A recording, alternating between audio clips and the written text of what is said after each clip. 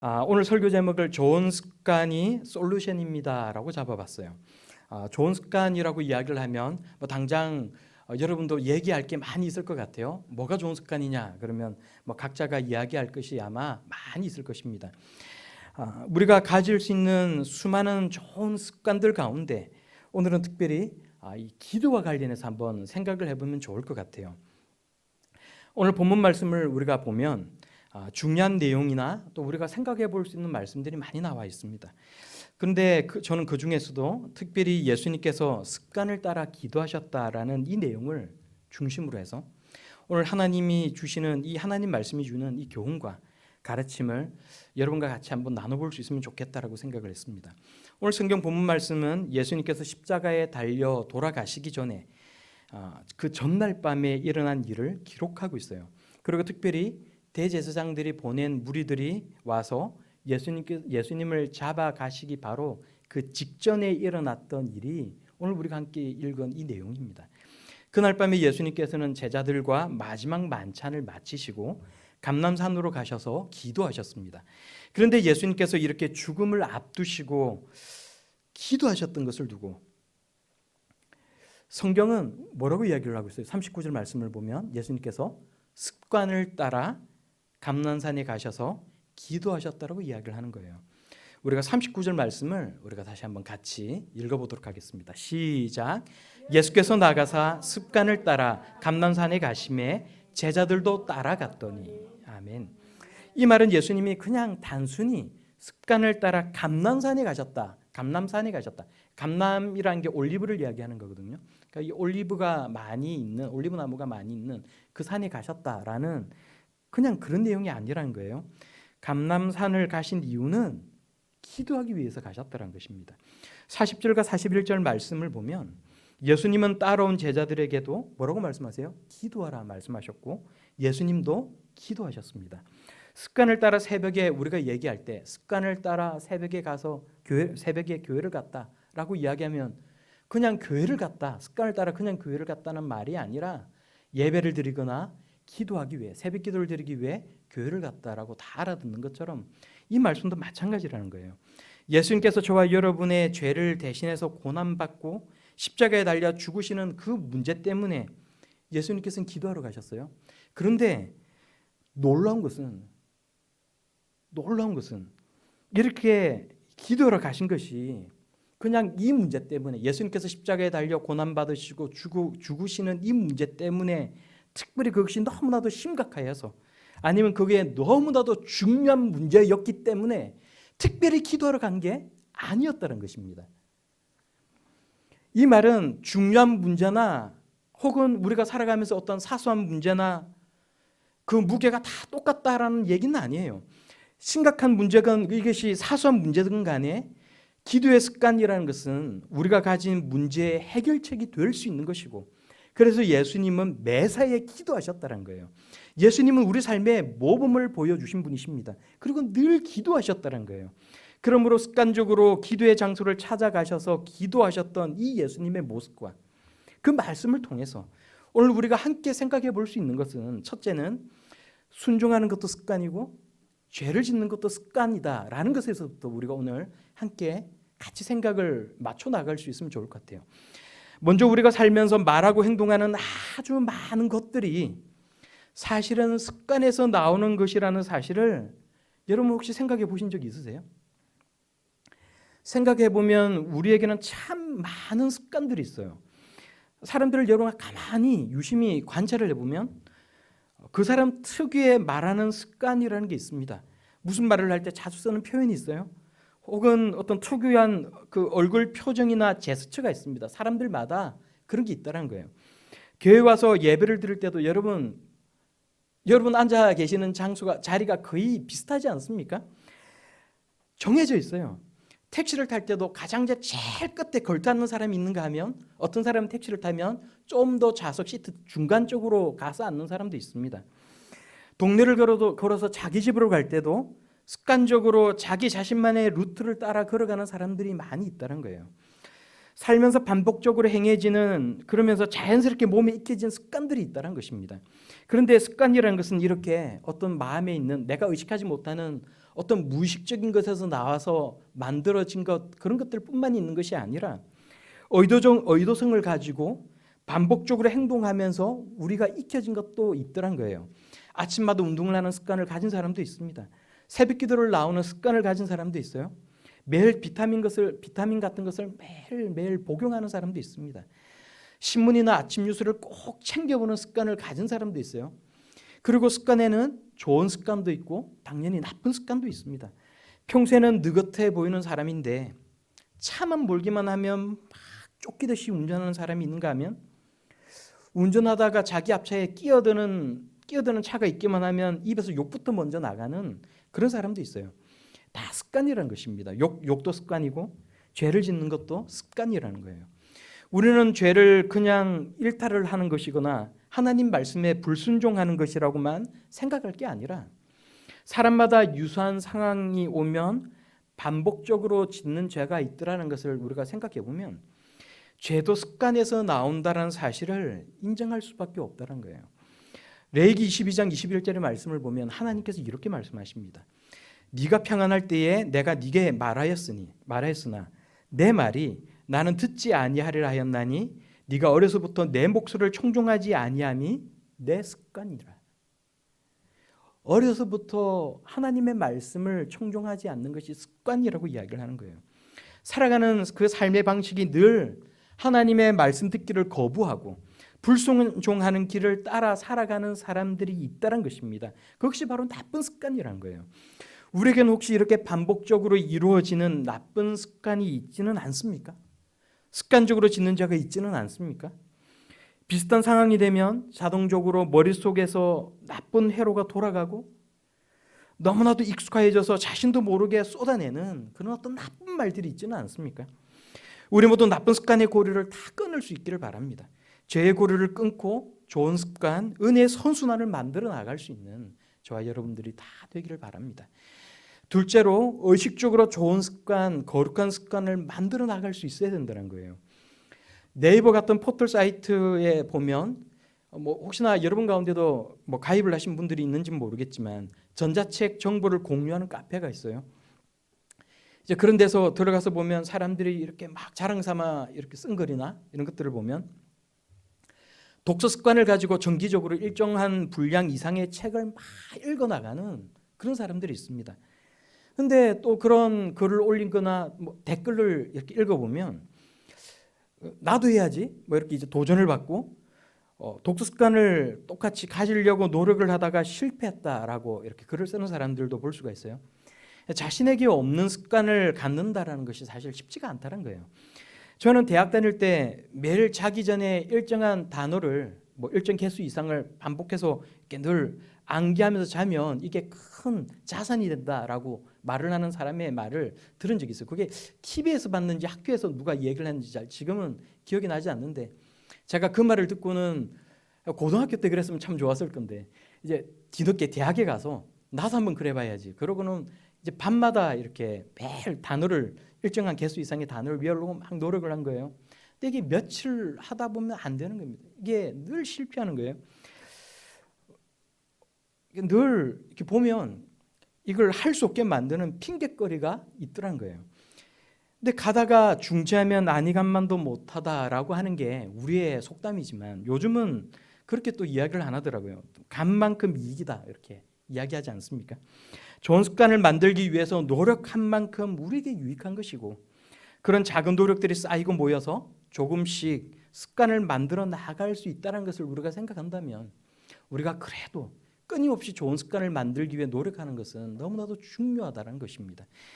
나는 전역적 인간인데 새벽 기도 나가라고 하면 힘들어요 라고 말하는 사람이 있어요. 그러면 저녁에 기도하면 돼요. 근데 그것마저 안 하면서 나는 못한다라고 이야기를 하거나 포기해버리겠다라고 이야기를 하면 결코 좋은 습관, 거룩한 습관은 우리가 만들어 나갈 수가 없습니다. 세상 살아가는데 좋은 습관이 있으면 그것 때문에 성공도 할 수 있고 그것 때문에 때로는 매너리즘을 이겨낼 수도 있고 그것 때문에 어려움도 극복할 수 있는 것인데 영적인 습관, 거룩한 습관이야말로 말해 무엇하겠습니까? 하나님은 우리에게 좋은 것을 주시기 위해서 기도하라고 하시는 줄로 여러분 믿으시기 바랍니다. 예수님처럼 조용히 기도할 처소를 만들어 놓고 그곳에서 기도하는 성도들이 다 되기를 바랍니다. 예수님은 기도하시던 장소가 오늘 우리가 성경을 보니까 어디예요? 감람산이라는 장소였습니다. 낮에는 성전에서 사람들을 가르치시고 밤이 되면 감람산으로 가셔서 기도하셨다는 거예요. 누가복음 21장 37절 말씀을 보면 예수님이 감람산에서 쉬셨다라고 나와 있는데 밤에 산에 올라가서 그냥 쉬었다. 예수님께서 그냥 쉬었다라는 얘기가 아니라 영적으로 안식을 취하셨다라는 의미를 가지고 있다는 것입니다. 예수님에게도 기도가 필요했다는 거예요. 그렇다면 예수님은 어떻게 기도하셨습니까? 오늘 우리가 말씀을 보니까 먼저는 겸손하게 무릎을 꿇고 기도하셨다는 거예요. 우리가 41절 말씀을 한 목소리로 다시 한번 같이 읽어보도록 하겠습니다. 시작. 그들을 떠나 돌 덜진 만큼 가서 무릎을 꿇고 기도하며. 아멘. 제가 아는 어떤 분이 있어요. 근데 이분이 기도할 때 팔짱을 딱 끼고 기도를 하시는 거예요. 그러니까 대화를 나누다가 같이 식사를 하게 됐는데 우리는 다 다른 사람들은 식기도를 한다고 다 이렇게 손을 모고 기도를 하는데 그분은 팔짱을 딱 끼더니 이렇게 막 기도를 하시는 거예요. 이게 참 보기가 되게 안 좋았어요. 이분은 그게 뭐가 문제냐라고 이야기를 하더라고요. 사실 생각해 보면 기도할 때 다양한 상황이 있을 수가 있습니다.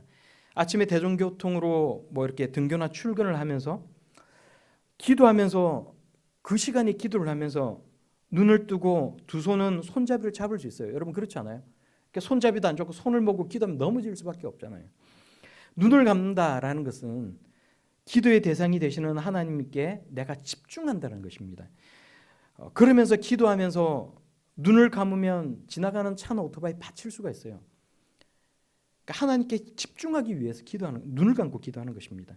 손을 모으는 것은 또 간절함과 겸손함을 하나님께 보이는 거예요. 집에서 밥하고 설거지를 하면서 기도할 수 있습니다.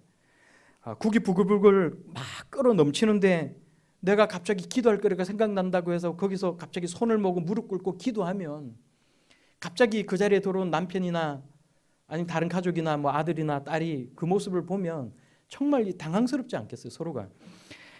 기도는 가급적이면 예수님처럼 기도할 수 있는 그런 조용한 곳으로 나가서 예수님처럼 겸손한 모습으로 간절하게 기도하는 것이 가장 이상적인 것입니다.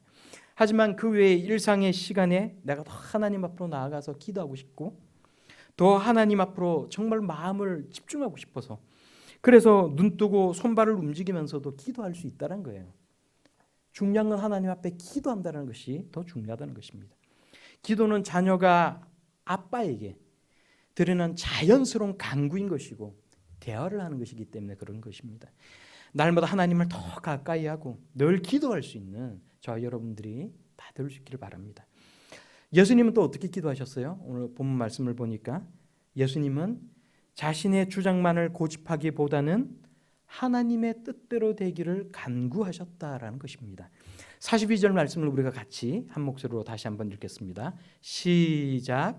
이르시되 아버지여 만일 아버지의 뜻이거든 내 잔을 내게서 옮기시옵소서. 그러나 내 원대로 마시옵고 아버지의 원대로 되기를 원하나이다 하시니. 아멘. 십자가의 고난과 죽음을 앞두고 예수님께서 하신 기도입니다. 어떤 사람은 이 부분을 보면서 왜 예수님이 의외로 이렇게 나약한 모습을 보이고 있나? 이렇게 의아스럽게 생각하는 사람도 있어요. 세례 요한의 모습과 비교되더라는 거예요. 세례 요한은 감옥에 갇히고 목이 달아나는 그 순간에도 회개하라 당당하게 외쳤던 사람인데 예수님은 십자가의 죽음을 앞두시고 가능하면 이 잔을 내게서 옮겨주옵소서라고 기도하지 않았느냐. 왜 예수님이 이렇게 약한 모습을 보이셨느냐 이렇게 말하는 사람이 정말 있더란 거예요. 근데 생각을 해보면 이런 겁니다. 예수님은 늘 하나님 아버지와 친밀한 관계 속에 있으셨어요. 그런데 인류의 죄를 대신 지고 십자가에서 죽으시는 그 순간만큼은 철저히 하나님께 저주받고 분리되는 순간이었다는 것입니다. 아담의 범죄로 죽음이 생겨났다라고 할 때 그 죽음은 육체적인 죽음만을 이야기하는 게 아니에요. 영적인 죽음까지도 이야기하는 것입니다. 영적인 죽음이라는 게 뭡니까? 영적인 죽음이라는 것은 하나님과의 관계가 끊어지고 하나님과 분리되는 것을 이야기하는 것입니다. 혹시 우리 가운데 하나님과의 정서적인 유대감이 없고 그것이 왜 중요한지에 대해서도 모르는 사람이 혹시 우리 가운데 있는지도 모르겠어요. 사랑하는 사람이 죽었을 때 그 사람을 훗날 내가 천국에서 다시 만날 것이라는 것을 굳게 믿고 있음에도 불구하고 우리가 슬퍼하는 이유가 뭡니까? 그 사람의 목소리를 다시 들을 수가 없고 그 사람을 볼 수가 없고 그 사람과 더 이상 정서적인 유대감을 느낄 수가 가질 수가 없다라는 것, 나눌 수가 없다라는 것, 그것 때문 아닙니까? 하나님과의 정서적인 유대감은 상상 속의 어떤 존재를 향해 가지는 것이 아니라는 거예요. 살아계신 하나님과 교감하는 것이 하나님과의 정서적인 유대감이라는 것입니다. 우리의 믿음은 상상을 믿는 것이 아니라 실체가 있는 하나님과 그 약속을 믿는 것입니다. 그리고 그 살아계시고 우리의 삶을 인도하시는 하나님께 주님의 뜻과 판단이 옳습니다. 제 생각, 제 고집, 제 욕심대로 하지 마시고 하나님께서 원하시는 대로 해주시기를 내가 정말로 원합니다라고 기도하는 것이 바로 예수님께서 우리에게 가르쳐 주시고 우리에게 보여주신 기도의 모습이라는 것입니다. 우리에게 있는 문제를 놓고 깊이 기도하다 보면 여러분 그런 경험하신 적 없어요? 자꾸 저 사람 저 문제 때문에 내가 힘들어 죽겠다고 이야기를 하는데 그게 아니고 네가 변해야 산다고, 네가 변해야 된다고 하나님께서 말씀하실 때가 있다는 거예요. 이 고통의 원인이 나에게 있고 내가 변해야만 된다라고 응답받을 때가 있더란 것입니다. 내가 변하지 않으면 당장의 문제가 해결된다 하더라도 얼마 가지 않아서 또 새로운 문제가 생길 수 있기 때문에 그렇다는 거예요. 그래서 기도는 저 사람을 바꾸고 나에게 고통을 주는 그 문제를 해결하는 것이 아니라 때로는 나 자신을 변화시키는 것이 되기도 한다는 것입니다. 기도하지 않으면 내가 집착하는 것을 내려놓을 수 없기 때문에 기도하라고 하나님께서, 예수님께서 우리에게 말씀하고 계신다는 거예요. 이렇게 예수님의 기도를 따라가는 우리의 의식의 변화, 생각의 습관, 기도의 습관을 만들어 나아갈 수 있는 저와 여러분들이 다 될 수 있기를 바랍니다. 좋은 습관을 만들고 특히 거룩한 습관을 만들고 예수님을 닮아가는 것이 여러분 이게 정말로 쉬운 것이 아니지만 우리가 하나님 앞에 늘 기도하는 거예요. 주님, 토기와 같이 깨어지신 질그릇과 같이 깨어지기 쉬운 게 우리의 마음을 아시는, 우리 마음인 줄 아시는 하나님, 그 하나님께서 저를 도와주시고 아침마다 새로운 마음을 불어넣어 주옵소서라고 우리가 정말 기도하면서 살아갈 수 있는 우리가 다 되기를 바랍니다. 예수님처럼 기도하는 습관을 만들기에 노력하는 저 여러분들이 다 되기를 바랍니다. 마지막으로 세 번째는 좋은 습관은 은혜와 복을 받게 하는 솔루션이라는 거예요. 좋은 습관의 내용은 다양하고 많이 있습니다.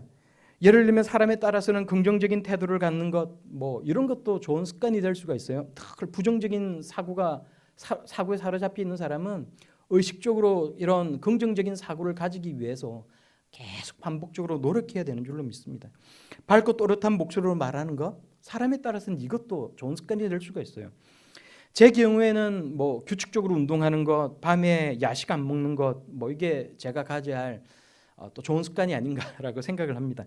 이런 습관을 가져야 또 건강하게 살 수가 있고 또 활기차게 또 살아갈 수 있는 것 아니겠습니까? 또 오늘 이 중에서 이런 것들 중에서 가장 중요하고 오늘 이 성경 본문 말씀에서 우리에게 강조하고 있는 것이 무엇입니까? 그건 바로 기도라는 거예요. 여러분 좋은 습관, 특히 기도하는 거룩한 습관을 가지고 살아갈 수 있기를 바랍니다. 오늘 본문 39절에서 46절까지의 말씀을 보시면 5번이나 반복해서 나오는 단어가 있어요. 그게 뭐예요? 기도라는 단어입니다. 예수님 자신도 땀이 핏방울 같이 보이도록 간절하게 기도하셨고 제자들을 향해서도 2번이나 기도하라고 말씀하셨다는 거예요. 40절 말씀을 우리가 다시 한번 40절을 함께 읽도록 하겠습니다. 시작. 그곳에 이르러 그들에게 이르시되 유혹에 빠지지 않게 기도하라 하시고. 아멘. 예수님께서 말씀하시는 거예요. 유혹에 빠지지 않게 기도하라. 제가 이 설교 원고를 막 컴퓨터 앞에 앉아가지고 막 타이핑을 하다가 오타가 났는데 유혹에 빠지지 않게 기도하라라는 말이 이게 잘못 쳐가지고 2번 수정을 거치면서 나온 말이 뭔지 아십니까? 유혹에 자빠지지 않게 기도하라. 지어낸 얘기 정말로 그랬어요. 유혹에 자빠지지 않게 기도하라. 유혹에 빠지지 않게를 유혹에 짜지지 않게라고 했다가 이걸 이렇게 빨리 막 고쳐친다는 게 유혹에 자빠지지 않게 기도하라라고 된 거예요. 근데 제가 이걸 보고 이 말이 정말로 이게 참 와닿는 얘기일 수도 있겠다는 생각이 드는 거예요. 한글 사전을 그래서 제가 찾아보니까 자빠지다라고 이야기를 하면 우리는 보통 이게 속으로만 알고 있잖아요. 이게 뭐 되게 뭐 이렇게 나쁜 그런 표현으로만 알고 있는데 그게 아니더란 겁니다. 그러니까 우리 주님 하신 말씀이 유혹에 벌러덩 넘어지지 않게 기도하라고 말씀하신 거예요. 그러니까 앞으로나 옆으로 넘어지는 것이 자빠지다라는 단어의 의미인데 우리 주님께서 말씀하시는 거예요. 유혹에 벌러덩 넘어지지 않게 기도하라. 원래 이 말을 원어로 보면 유혹에 들어가지 않도록 기도하라라는 것인데 유혹에 들어가면 100% 자빠지는 게 우리의 모습들 아닙니까? 본격적으로 그 유혹이나 고난이 시작되기도 전에 뒤집어지고 엎어지는 게 우리들의 나약한 모습들이라는 것입니다. 여러분 문제가 생기고 고난이 찾아오고 감당할 수 없는 고통이 찾아올 때 그때 가서 벌렁 자빠져서 매달리지 말고 미리 하나님 앞으로 나아가 기도할 수 있는 우리 모두가 다 되기를 바랍니다. 여러분 예수님 제자들의 모습들을 보십시오. 예수님을 따라서 감람산까지는 올라갔는데 늦은 시간에 눈과 몸이 피곤하고 앞으로 발생할 그 사건 앞에 감당이 안 되는 거예요. 기도를 못합니다. 유혹에 자빠지지 않게 기도하라 예수님께서 말씀하셨지만 예수님을 위해 함께 기도해 주지 못하고 자신들을 위해서도 간절하게 기도하지 못하는 게 이 제자들의 모습이었다는 거예요.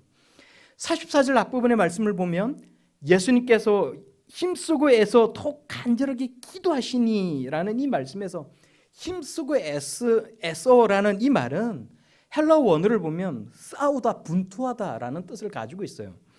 그러니까 예수님께서 얼마나 치열하게 기도하셨는지를 우리가 알 수가 있는 거예요.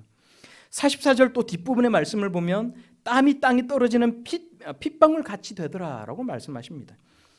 얼마나 예수님께서 치열하게 영적인 싸움을 벌이고 있는지에 관해 마치 그림을 보듯이 우리에게 들려주는 이야기 아닙니까?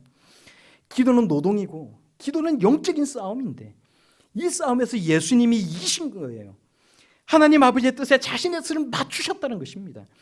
반면에 제자들은 앞으로 일어날 이 비극적인 일들 때문에 슬피 울고 울다가 잠이 들었다는 거예요. 우리가 45절 말씀을 다시 한번 같이 읽도록 하겠습니다. 시작. 기도 후에 일어나 제자들에게 가서 슬픔으로 인하여 잠든 것을 보시고 아멘. 슬픔으로 인하여 잠든 것을 보시고 그런데 여러분 한편으로는 이 제자들의 모습이 우리들의 모습 같지는 않으십니까? 각 나라들마다 물가가 치솟아 오르면서 세계 경제가 어렵고 한국 경제도 지금 큰 위기에 이미 빠져들었다라고 이야기를 합니다. 코로나 확진자는 다시 증가하고 있고 세계 곡물가가 뛰면서 경제적으로 넉넉지 못한 사람들은 앞으로 더 살기 어려워질 것이라고 이야기를 합니다. 신냉전 체제가 다시 시작이 되어서 강대국 틈바구니에 있는 우리나라가 앞으로 어떻게 될지 몰라요. 우리 개인의 삶을 전망해 보더라도 객관적으로 우리의 미래가 밝고 희망적인 사람이 우리 가운데 얼마나 되겠습니까? 미래는 우리의 것이 아니기 때문에 우리는 우리의 미래를 가늠조차 할 수 없다는 것입니다. 내 문제 하나만 갖고도 그것만 가지고 기도를 해도 눈물이 주체 못할 정도로 흘러내리는데 내 주위에 어렵고 힘든 사람을 생각하면서 기도하면 마음이 그렇게 아파 죽겠는데 그렇게 울다가 기도하다가 그렇게 잠드는 것이 우리의 모습이란 것입니다.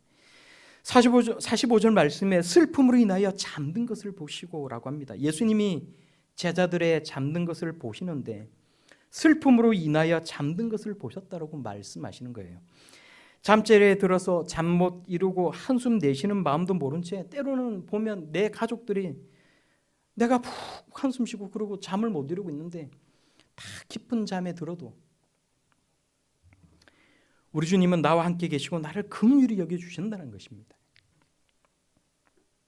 입을 끌어올리고 눈물을 흘리다가 언제 잠들었는지도 모르게 내가 잠이 들었을 때 우리 주님은 슬픔으로 인하여 잠든 저와 여러분들을 바라보신다는 거예요.